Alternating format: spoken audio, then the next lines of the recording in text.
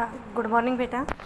आज हम आपको जो आपके अर्थशास्त्र की बुक है, इकोनॉमिक्स की बुक है, उसके फर्स्ट चैप्टर से आज आपकी शुरुआत करा रहे हैं। और फर्स्ट चैप्टर से आप देखिए कि हमने जो हमारा जो चैप्टर है उसका नाम क्या है, विकास। चैप्टर का नाम क्या है, विकास। देखिए, हम विकास किसे कहते हैं। विकास तीन प्रकार के होते हैं। एक कौन सा होता है, शारीरिक विकास, शारीरिक विकास,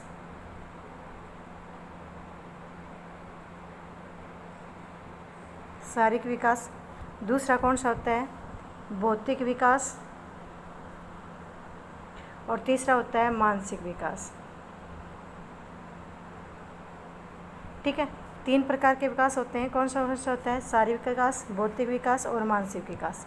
देखिए, हमने अब इस चैप्टर में जो पढ़ रहे हैं हमारा वो क्या है कि हमारा है शारीरिक, इसमें जो इसके अंदर जो दे रखा है चैप्टर के अकॉर्डिंग, तो उसकी बात करें तो वो क्या है कि वो विकास हमारा कौन सा है, इसमें भौतिक विकास पे ज़्यादा दिया है। शारीरिक विकास क्या होता है, जो बच्चे का शारीरिक जो विकास होता है वो शारीरिक विकास कहलाता है। भौतिक मानसिक विकास जो बच्चे का उम्र के साथ में जो माइंड डेवलप होता है उसको मानसिक विकास कहा जाता है। और भौतिक विकास में क्या होता है, जो हमारी सुख सुविधाएँ, हमारी जो हमारे पास जो फैसिलिटी हैं वो सब हमारी भौतिक विकास में आती हैं। ठीक है, तो विकास अलग अलग प्रकार के हो सकते हैं। इसमें देखो, दूसरे पर्सन, अगर हम बात करते हैं दूसरा प्रश्न यह है कि दोनों देशों और राज्यों के तुलना में कुछ चयनित विकास सूचकांक के आधार पर कैसे किए जा सकते हैं। इस अध्याय में विद्यार्थी इसका अध्ययन करेंगे। आर्थिक विकास को मापा जा सकता है और आय इसे मापने की एक विधि है। यानी कि आर्थिक विकास को, भौतिक विकास जो होता है वो आर्थिक विकास में आता है, इसको मापा जा सकता है। और कैसे मापा जा सकता है, जो प्रति व्यक्ति जो आय है उसके आधार पर क्या होता है, विकास को आसानी से मापा जा सकता है। आगे समझ में। अब के इसके बाद में क्या है कि जीवन के गुणवत्ता और पर्यावरण क्या धारणीयता जैसे नए सूचकांक के प्रयोग करने का आवश्यकता है। आज के टाइम में अगर हम देखें ना तो सबसे बड़ी बात क्या है कि जीवन में पर्यावरण जो है वो सबसे ज़्यादा आज के टाइम में, अगर हम कोरोना की बात करते हैं तो कोरोना की जो जैसी जो बीमारी है वो जो फैली, उसका कारण क्या था, उसका कारण भी ये है कि जब तक अगर इस बीमारी का फैलने का कारण है कि हमने पर्यावरण के ऊपर ध्यान नहीं दिया, और इसी वजह से आज हमारा ये इस तरह की महामारी फैल हुई है। आपके लिए यह अपेक्षा करना आवश्यक है कि विद्यार्थी उपरोक्त विषय पर कक्षा में सक्रिय प्रतिक्रिया दिखाएंगे। इस विषय पर विद्यार्थी की राय में काफ़ी अंतर हो सकता है और इस पर विवाद होना भी संभव है। विद्यार्थियों को अपने दृष्टिकोण रखने दीजिए। हर खंड के अंत में कुछ प्रश्न और क्रियाकलाप दिए गए हैं। अब इसमें दिया गया है कि बच्चे किस प्रकार से अपनी प्रतिक्रिया दिखा रहे हैं, किस प्रकार से वो आर्थिक विकास के बारे में अपनी सोच रखते हैं, किस तरह से वो देश और राज्य के बारे में अपनी सोच रखते हैं। यही इसमें विकास का सबसे बड़ा पहलू है। अब देखिए, विकास क्या है। विकास अथवा प्रगति की धारणा हमेशा हमारे साथ हमारी आकांक्षा और इच्छाएं भी हैं। हम क्या करना चाहते हैं और अपना जीवन कैसे जीना चाहते हैं। हर व्यक्ति की अपनी इच्छाएं होती है कि कोई बच्चा +2 में जाके आर्ट लेना चाहता है, कोई बायो लेना चाहता है, कोई मेडिकल लेना चाहता है, कोई नॉन मेडिकल लेना चाहता है, कोई कॉमर्स लेना चाहते हैं।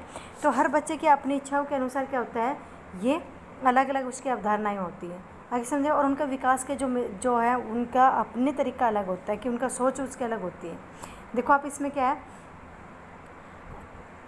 हमें किन अनिवार्य वस्तुओं की आवश्यकता है, क्या सभी का जीवन बेहतर हो सकता है, लोग मिलजुल कर कैसे रह सकते हैं, क्या अधिक समानता हो सकती है। विकास इन सब प्रश्नों का विचार करने और लक्ष्यों को प्राप्त करने के उपायों से जुड़ा हुआ है। ये काम जटिल है और इस अध्याय में हम विकास को समझने की प्रक्रिया शुरू करेंगे। आप उच्च कक्षा में इन मुद्दों को अधिक गहराई से सीखेंगे। इसके अतिरिक्त ऐसे बहुत सारे प्रश्नों और आपको अर्थशास्त्र में ही नहीं बल्कि इतिहास और राजनीति विज्ञान के पाठ्यक्रम में भी मिलेंगे। तो अब हम विकास के बारे में मैंने आपको बताया कि हर बच्चे के अपने अलग विकास की अवधारणा होती है।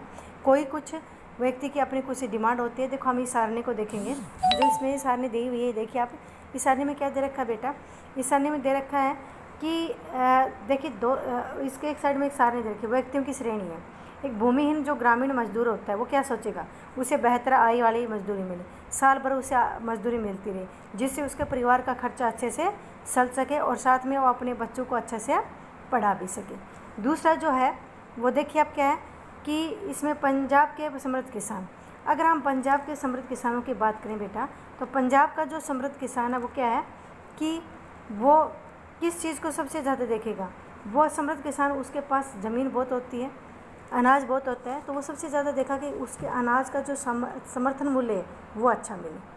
आगे समझ में। इसी तरह से आप किसी महिला के किसान के जो खेती के लिए केवल वर्षा पर निर्भर वाला किसान क्या सोचेगा कि अच्छी बारिश हो जिससे फसल अच्छी हो।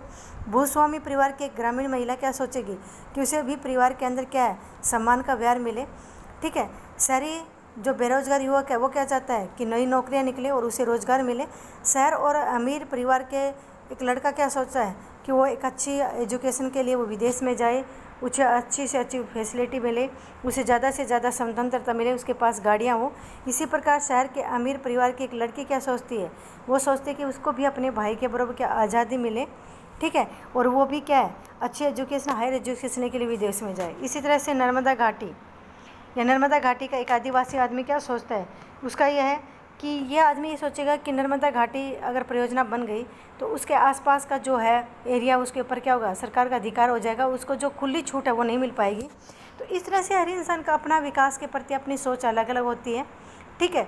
और हर व्यक्ति अपना विकास अलग अलग तरीके से, कई बार क्या होता है कि एक व्यक्ति का विकास दूसरे के लिए विनाश का कारण भी बन जाता है। ठीक है। इसी तरह से हम आगे देखें आय और अन्य लक्ष्य। हर व्यक्ति की अपनी आय, हमने देखो फर्स्ट तालिका फर्स्ट में देखा है ना बेटा, क्या देखा हमने फर्स्ट तालिका में, हमने देखा है कि किस प्रकार से हर व्यक्ति की अपने विकास के प्रति अपनी सोच अलग अलग है। ठीक है।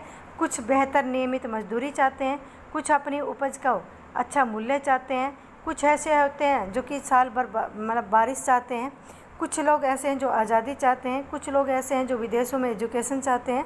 तो हर इंसान का अपना सोच और अपने विकास का नज़रिया अलग अलग है।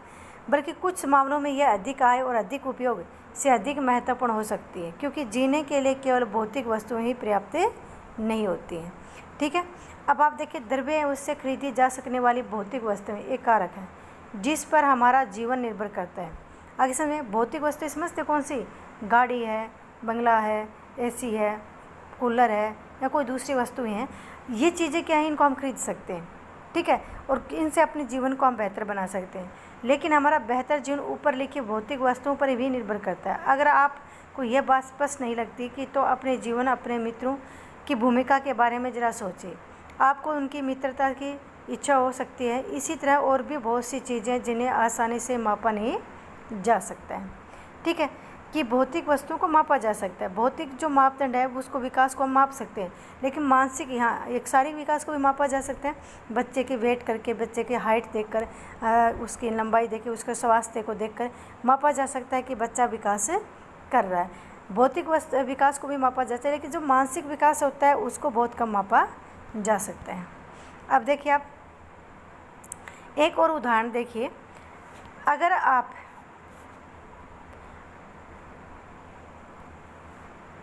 आप को कहीं दूर दराज के इलाके में नौकरी मिलती है और उसको स्वीकार करने से पहले आप आय के अतिरिक्त बहुत सारे कारकों पर विचार करेंगे, जैसे कि आपके परिवार के लिए क्या सुविधाएं उपलब्ध होंगी, क्या करने का वातावरण कैसा होगा, या काम करने का जो वातावरण वो कैसा होगा, क्या या सीखने के क्या अवसर होंगे।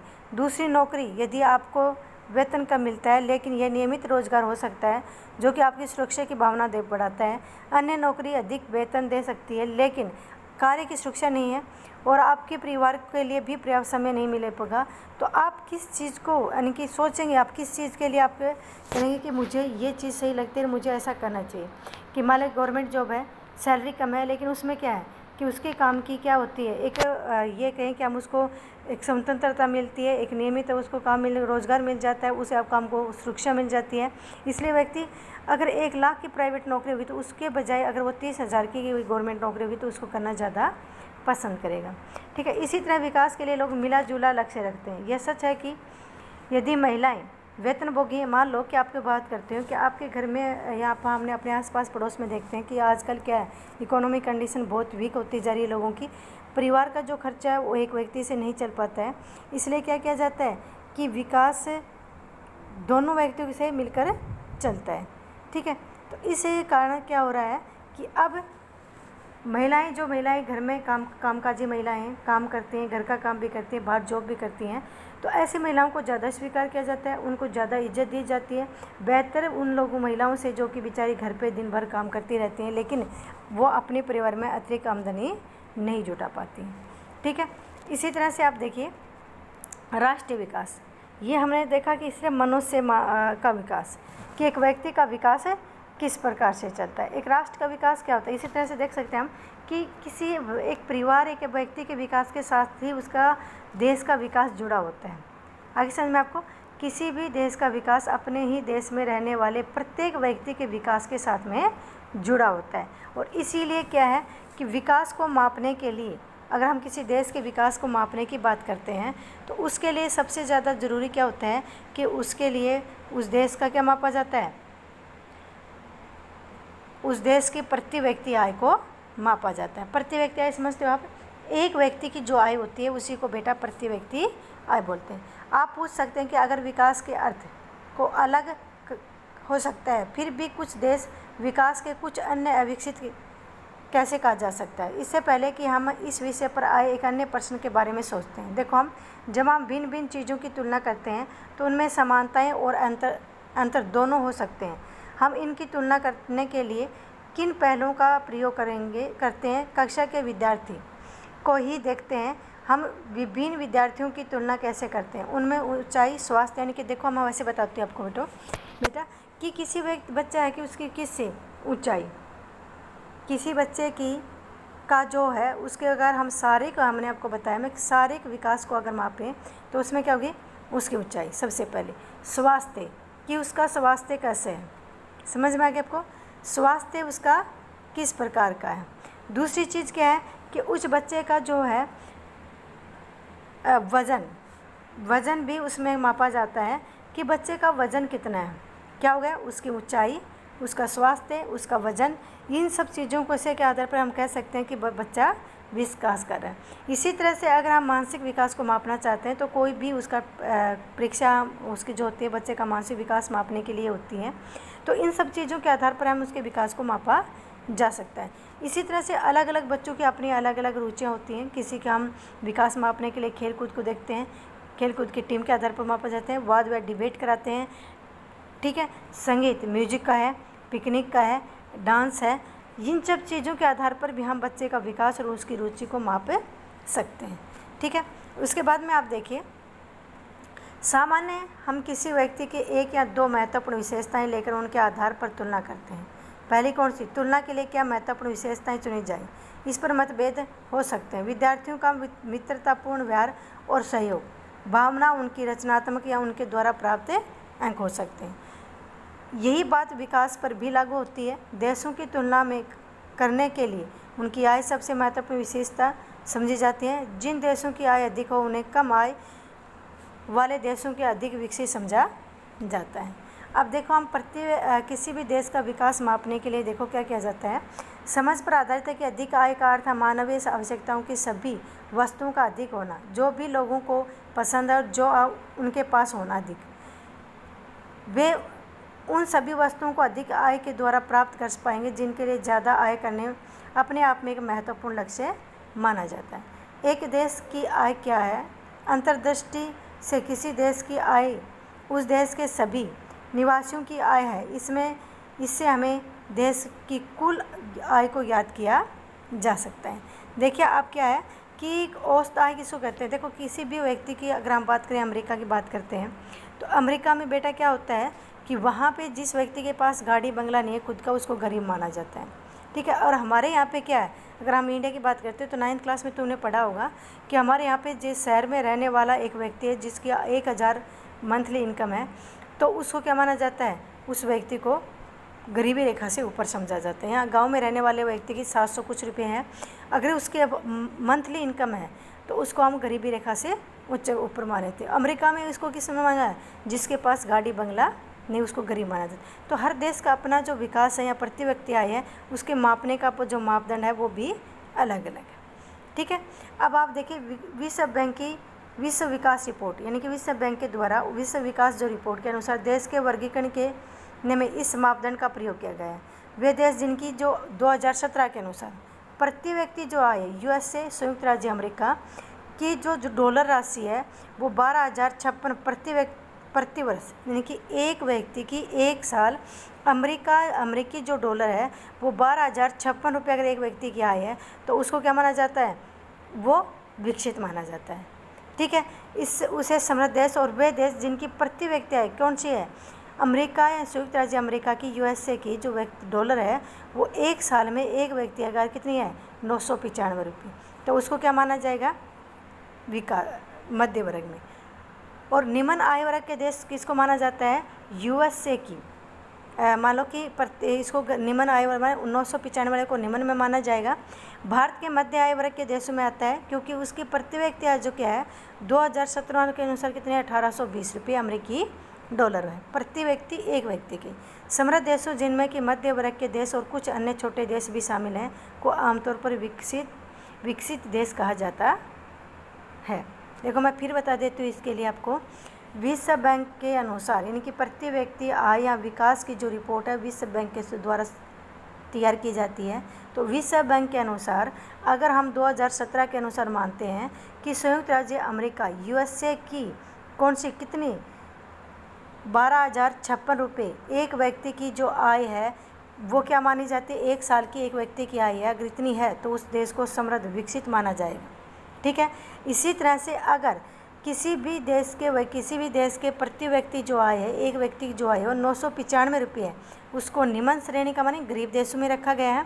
और भारत क्या है, मध्य वर्ग में आता है, मध्य श्रेणी में आता है, मिडल में आता है, क्योंकि भारत की 2017 के अनुसार हमारे देश की जो यूएसए की जो प्रति व्यक्ति आय है वो कितनी है 1820 रुपये प्रति व्यक्ति आय है, यानी कि अमेरिकी 1820 रुपये अमेरिकी डॉलर की जो है वो प्रति व्यक्ति आय है। आई समझ में आपको, प्रति व्यक्ति आय कैसे मापा जाता है, प्रति व्यक्ति आय में मापा जाता है 3 सेक्टर, आपने पढ़ा होगा 3 सेक्टर 3 सेक्टर, प्राथमिक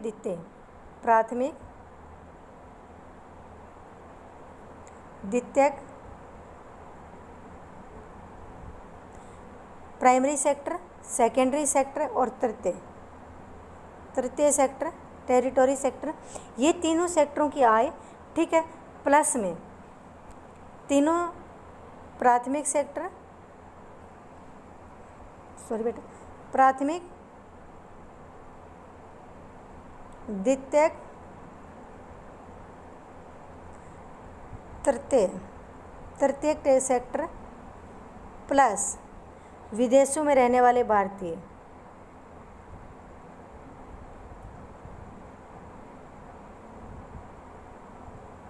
विदेशों में रहने वाले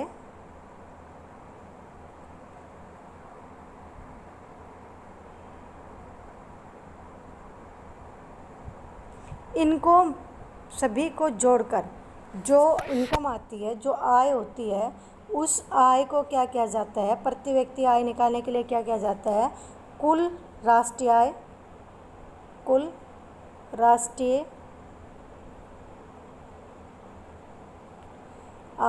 प्लस कुल जो राष्ट्रीय आय है उसको डिवाइड कर दिया जाता है कुल जनसंख्या से।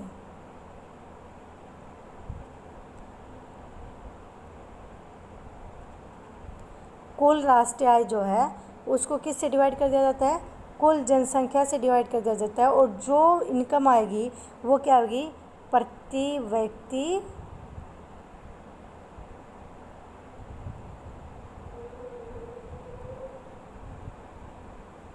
आय, क्या ये वो प्रति व्यक्ति आय। समझ में आ गया आपको।